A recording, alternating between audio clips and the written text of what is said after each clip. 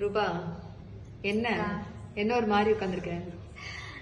இல்லக்கா, என்னோட வாழ்க்கையை பத்தி நான் ஒரு வீடியோ போட்டிருந்தேனா, சரி அப்படின்னு. அது இல்லைன்னா எவ்வளவு சிரமம்னு தெரியுமா? இன்னைக்கு பாருங்க, 2 சிப்ப அரிசி வந்து வண்டியில ஓட்டுக்கிட்டு வீட்டுக்கு ஜாமானத்தை வாங்கிட்டு நம்ம போறோம். இதே புருஷன் இருந்தா, ஏங்க இதை வாங்கிட்டு வாங்க அதை எனக்கு ஒரு ப்ரப்போஸ் வந்துச்சு, கேக்குறீங்களா? அத உங்க போடு பாக்கலாம். பூட்டி பாருங்களா? நீங்க யாருங்க? இப்ப விளம்பரம் பண்ணிட்டு நீங்க அரிசி பருப்பு வாங்கிட்டு. ஹலோ ஹலோ, இந்த அரிசி பருப்பு வாங்கிட்டு கணவர் இறந்துட்டாருன்னு சொல்லி விளம்பரம் கொடுத்தீங்க. இது இன்ஸ்டாகிராம்ல சொல்லுங்க. கணவர் இறந்துட்டாருன்னு. சொல்லுங்க.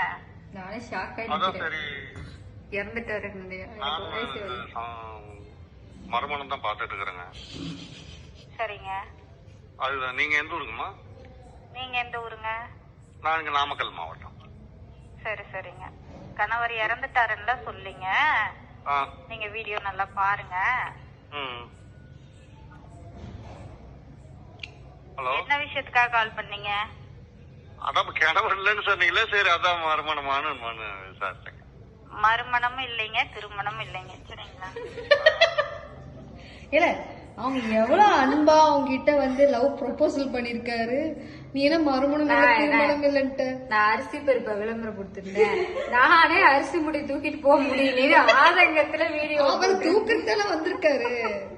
எப்பா, எனக்கு வருமானம் வேண்டாம், திருமணம் வேண்டாம், பண்ண ஒண்ணே போதும் சாமி. எவ்வளவு அன்பா உனக்கு வந்து அரிசிப்படி தூக்கிருக்காக வந்திருக்காரு அவரு. நீ வேணான்ட்டு போ. வேணாங்க, நானே தூக்கிறேன். அரிசி பருப்பு எல்லாம் விளம்பரம் கொடுத்து சொல்றது எனக்கே ஷாக்கு.